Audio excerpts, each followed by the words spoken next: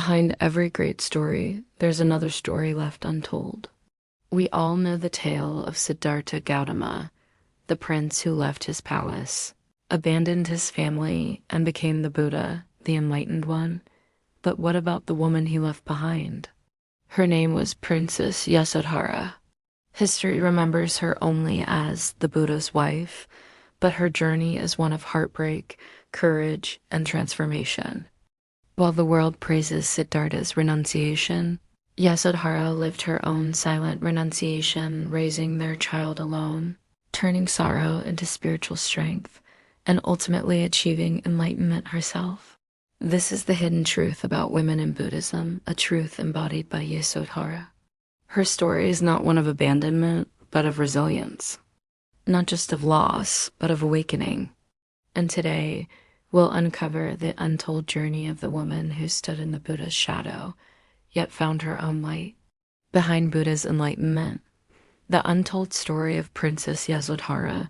When we think of Buddhism, the image that comes to mind is often Siddhartha Gautama, the Buddha renouncing wealth, leaving his palace and seeking enlightenment. But in the shadows of that famous story lies a woman who lived her own profound spiritual journey, Princess Yasodhara. The Buddha's wife, her story is rarely told. Yet it offers a hidden truth about women in Buddhism, a truth of loss, resilience, and spiritual strength. The forgotten Princess Yasodhara was born a princess of the Kolya clan, known for her intelligence, grace, and beauty. At 16, she married Prince Siddhartha, heir to the Shakya kingdom.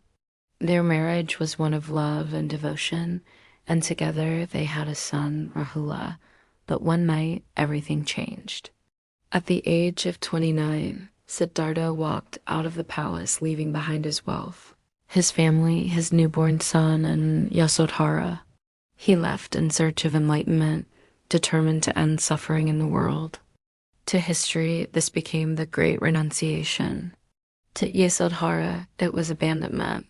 The woman left behind imagined her pain. A young mother, suddenly abandoned by her husband, left to raise their child alone under the eyes of a kingdom that worshipped Siddhartha as a saint.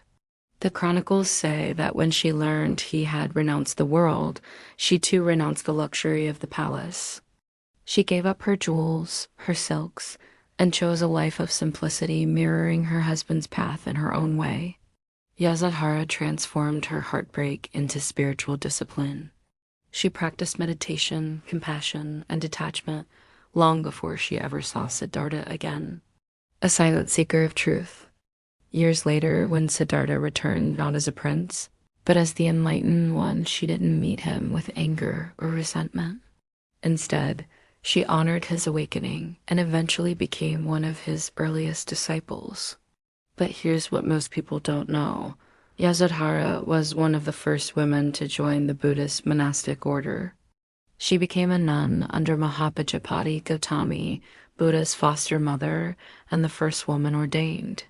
She attained arhatship, enlightenment, in her lifetime, achieving the same liberation that her husband had found. Her story challenges the old narrative that women in Buddhism were passive or secondary. Yasodhara proved that women could walk the same path to enlightenment as men. Breaking gender barriers in ancient India, women were often excluded from spiritual life.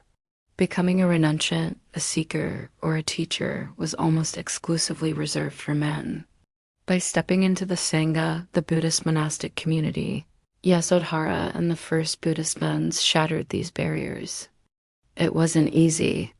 Even the Buddha himself hesitated to allow women into the order.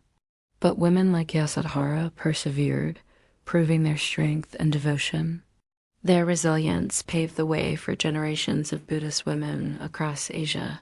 The legacy of Yasodhara, though her name is often overshadowed by her husband's, Yasodhara's legacy is powerful. She turned personal loss into spiritual strength. She raised Rahula, who later became a monk under the Buddha. She demonstrated that women have equal capacity for awakening, and she showed that even in heartbreak, there can be transformation. Her life reminds us that enlightenment is not reserved for saints and sages. It is born from the struggles of ordinary people, especially women whose voices were too often silenced.